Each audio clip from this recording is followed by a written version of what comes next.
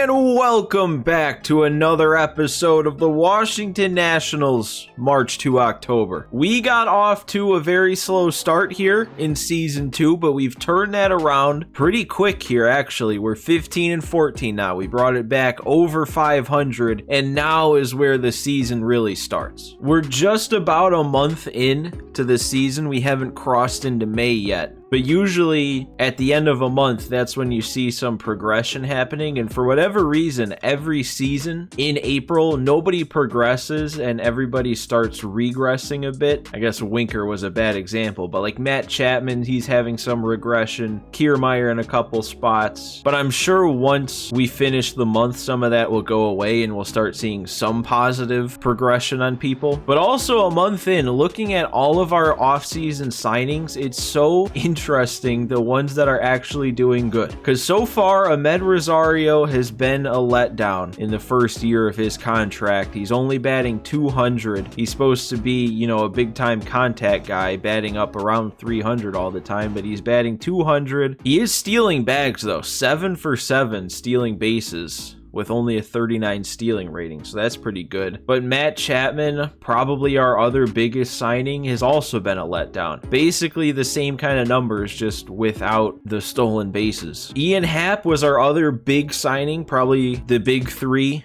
of our offseason signings. I would consider Chapman, Rosario, and Happ. Happ's been doing a little better than the others. The average and on base, at least, are higher. But then the guys that are doing good, I mean, Kevin Kiermaier, it's not like his hitting numbers are amazing, but still already 3 homers for him. That's more than you'd expect. Batting average and on base, pretty consistent with what he normally does, but the slugging percentage is way higher. And he's playing really good defense in center field, so his WAR is actually pretty good for a month in. Jorge Alfaro, as our platoon catcher to face lefties, is going insane here. In 38 at-bats, he has 16 hits, a homer, a triple. Even Tony Kemp, in not that many at-bats, is batting .417. But then probably the biggest of them all is Jesse Winker. I didn't even sign this guy. He got automatically signed to fill the spot at the end of the offseason, and he's batting .327 with a .412 on base and 5 bombs. He's been really good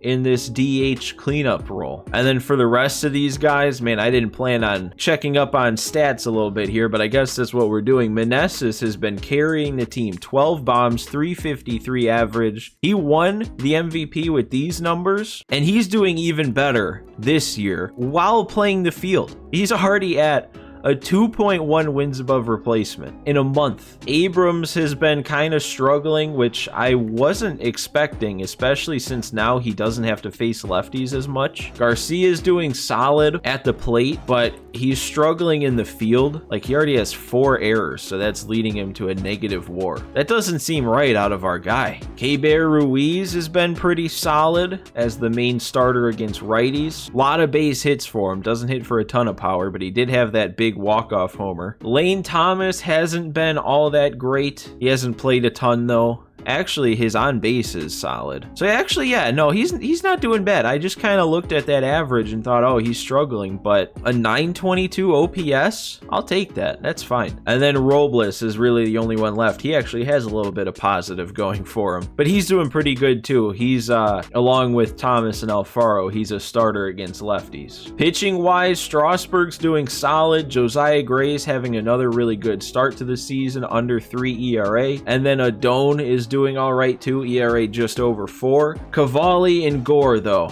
they're the problems. Bullpen wise, Jordan Hicks has been real solid. Matt Moore, another new signing, has not done great in his 5 1/3. He's given up 7 runs on 3 bombs. Mantiply is solid again. Sandlin is getting the most work besides Hicks, but he has an even 9 ERA, so that's not good. Hunter Harvey's pitching a lot more than he pitched last year already. 7 2/3 in just a month. Kyle Finnegan scoreless 3 innings, and then I made the switch here I moved Efros to closer. I mean, he has 6 scoreless innings on the year already, only 2 hits allowed, no walks. Kenley's a different story. He's already blown 2 saves, and he has a 7.71 ERA. He's regressed down to a 73 already, so sooner than I would have expected, Efros gets the job. We have our first key moment today, needing a comeback in the 9th inning. So this is a tough spot to enter into. Down a run. We've got the entire top of the 9th to at least score 1. So the pressure's on here. Let's see if we can deliver. Jesse Winker has to bat lefty-lefty against a tough guy to hit lefty-lefty. Ooh, Gore got the start this game. He actually did okay. I mean, not very good at limiting base runners, but only the 2 runs allowed. Oh, and Rosario is having a nice day. 2 for 3 with a hit by pitch. So, and then Alfaro, a 2-hit game. So his numbers, he was already batting over 400,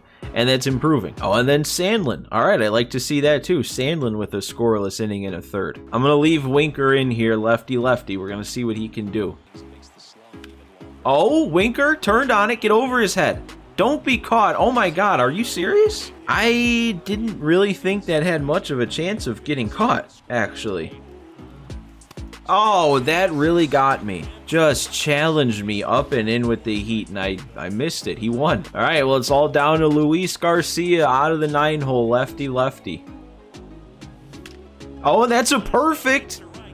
I don't think that has a chance to go. Oh, it did. Luis Garcia.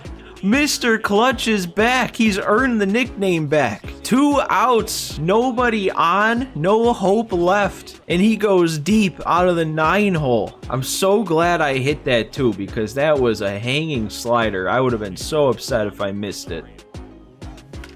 And another perfect. Rosario's gonna get his 3rd hit of the day. I think at least his 2nd double. Add in the hit by pitch, he's basically 4 for 5. That's the kind of game that can turn his season around, hopefully. Hap, oh, I turned on it, but the PCI wasn't there good enough. But hey, we did what we needed to do. We tied it. We kept the game alive. And I'm going to go to Kenley now. If he's not my closer anymore, this isn't a save spot, but we have to keep them where they are. So I think this is actually a pretty good spot for him. There we go. Up and in is what we needed to do to get the strikeout. And there we go, a grounder weak to Meneses there for the 2nd out. One more Kenley, and it's Dom Smith. 3 for 3 against us today. I remember I found him on the Marlins, but I didn't realize he would actually be playing, but obviously he would. There we go, take that. I'm acting like he's the enemy and he signed somewhere else when I'm sure it was actually us not meaning to, sending him away. But either way, we popped him up, kept it where it's at. We're headed to extras. They're going to a new arm, Sixto Sanchez. We have Meneses up. We have Hap on 2nd with decent speed. There we go. Why are you going back to the base, Hap? Oh, man. It's like he was locked into that line drive hit to somebody animation and just instinctively dove back to 2nd. And another perfect, and is that really going to be a double play? Are you kidding me? We start extra innings with back-to-back perfect swings with a runner on 2nd base, and we haven't brought him around to score. I've made 4 perfect swings so far since loading into this game. Man, and actually, I know everything would be different, but if Hap had moved up to 3rd on the Meneses swing, Chapman's perfect swing probably gets through the infield because they probably would have been in. Then we'd have nobody out with 2 on and already the lead. And there we go. Lane Thomas comes through. I went chasing a bit there, but a good swing. That is actually a huge swing. We had to come away with a run that inning. I'm going to try and swipe 2nd here with Lane Thomas. He got a pretty good jump. All right, he's in there, and it was a ball. That's big. And it's gonna pay off. I mean, with his speed, he might have scored anyway on that. But Alfaro's gonna get a double, drive in that extra run, the bigger run, probably. And Winker, I tried to go the other way, but didn't get the best swing, so we're gonna end it there. But 2 runs added, that is huge.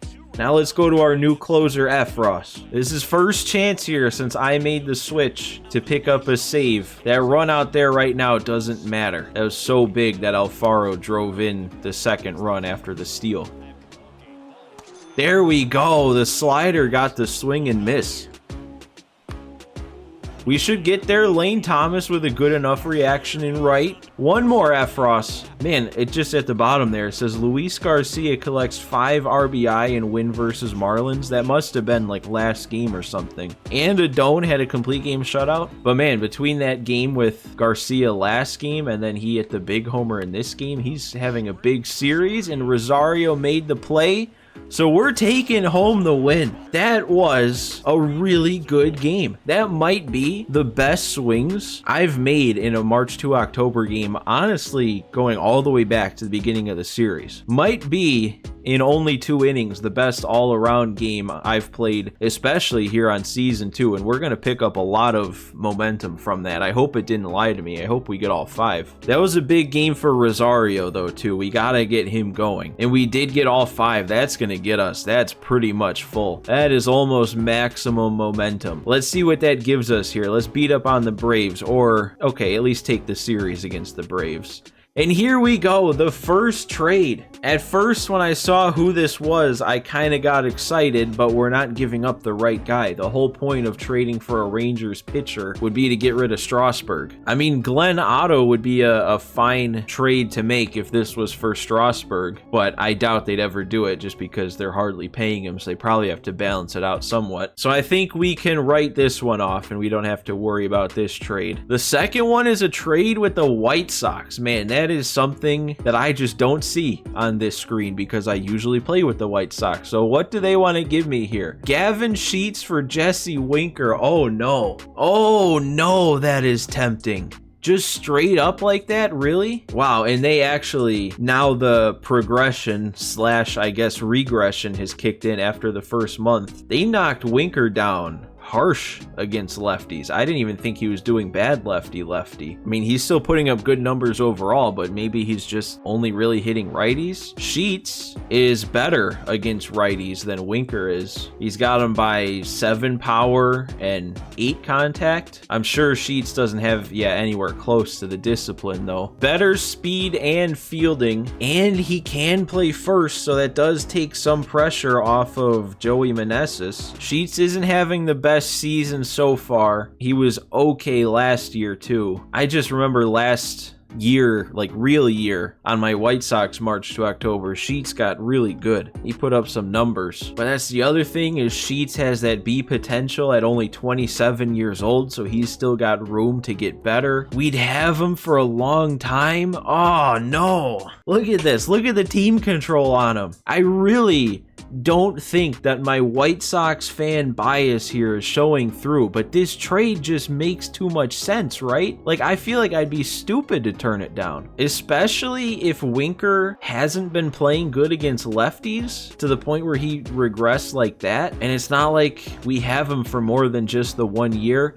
I don't know, man. Every single sign points to this trade making sense. The only thing, well, I guess there's 2 things keeping me from pulling the trigger on this trade. The one is just the fact that Winker's having the year he's having so far and doing so good. But the second thing that's holding me back is I just don't want anybody to think, oh, I'm just making this trade because I like the White Sox and I want to bring in a White Sox guy. We should at least look at the Guardians trade though first. So who are they willing to give up here? Matthew Boyd for Jeter Downs. Yeah, that's not what I want. I think I have to do it. I'm really sorry if there's anybody that thinks I'm just doing this because I'm a White Sox fan, but I'm really trying, and I think succeeding at taking a step back, looking at it objectively, thinking what's best for the team, and there is just no argument in my head that can be made for Jesse Winker being better for this team for both this year and long term. Honestly, if you think about it this way, that actually, if I trade him now, turns into a pretty good signing because we get a guy just as good now with 3 more years on his contract. So we turned a 1-year, $2.5 million contract into basically 4 seasons of a 27-year-old B potential lefty bat. So I have to pull the trigger on this. We're gonna do it. We're gonna get Gavin Sheets from the White Sox straight up for Jesse Winker. I really hope this isn't a bad move, but I feel good about it from every angle. So let's lock it in. Gavin Sheets is here. Jesse Winker's gone.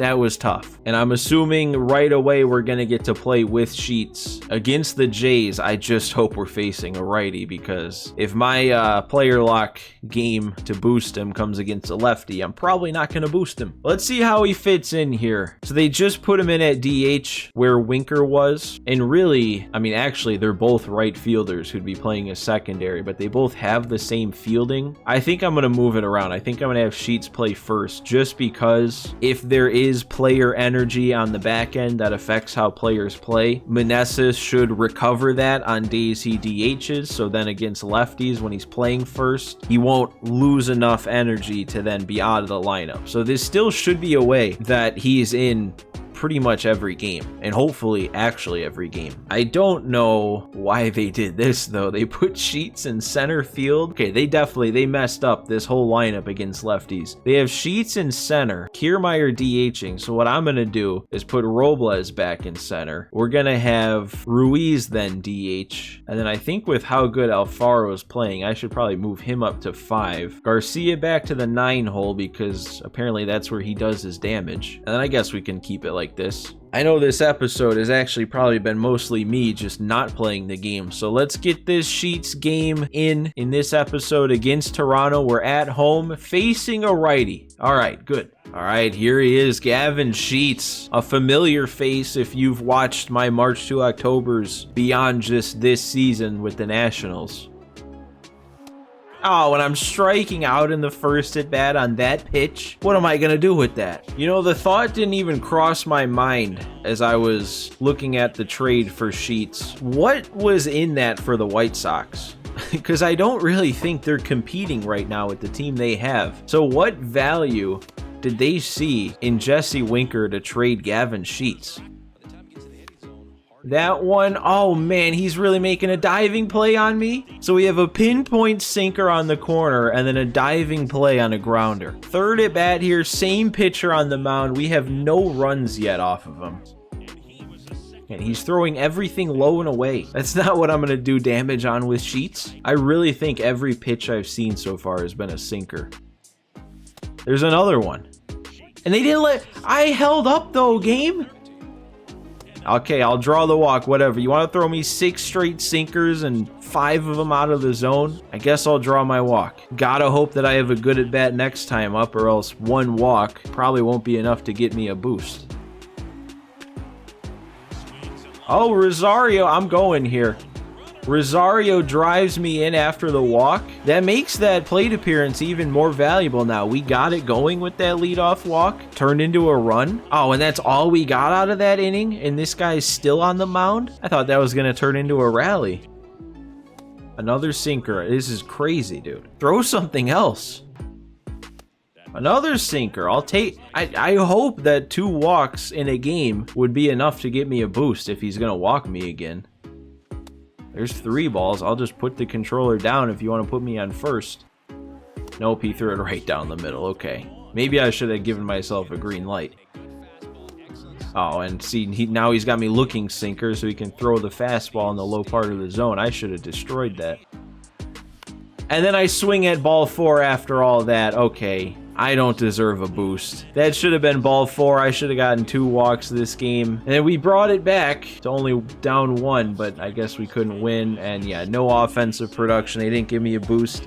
That was impossible though, man. With the way they pitched me, I mean, I know I could have just done better and like taken the pitches below the zone, but you get a new guy with all that power that Sheets has. You just want to swing the bat. You just want to do something big. I don't know. I mean, that sucks that we're not going to get him the player boost throughout the year, but at least that wasn't a game for any sort of attribute boost, so we didn't really miss out on actually bumping up his overall or anything. But it does drop our momentum a little bit. We still have enough though to win some games here in the Sims, but we lost that first one. All right, well, these relief pitchers pitchers are getting more and more scouted here. Actually, everyone but these first 3 are fully scouted, and this guy is actually pretty solid. Jose Ayala here, not even ranked on the MLB draft board, but we have him ranked 30th, which is our pick. 21 years old, so he's old enough. He's gonna start out mid to high 60s with a low to mid 80s potential, 99 strikeouts per 9 potential, with already being somewhere between 81 and 91. Good hits per 9, decent velo. Definitely could be a pick. This guy too, actually. I mean, he's gonna start a little bit lower, and he's a year older. But then these top 2 guys, man, we 65% in have them ranked number 1 and number 2, especially if this guy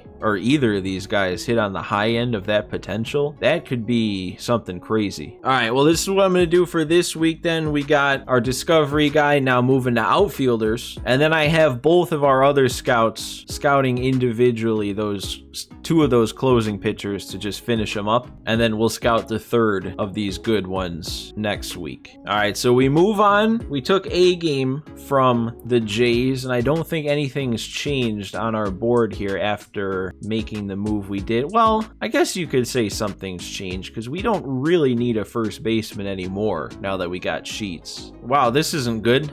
I just happened to notice this here just as I was looking through everything, but both Elijah Green and James Wood have gone down in the first month of this season. Wood's batting 171 in Double-A, and then Green's batting 218 in Triple-A, and they're both regressing a bit. That is going to throw a wrench in a lot of things if they don't pan out. More simming, 2-game series against the Orioles, and we took both. All right, nice. Beating Tampa, and this is a fast track. Riley Adams spent most of last season, actually all of last season, I think, on the big league squad as our backup catcher.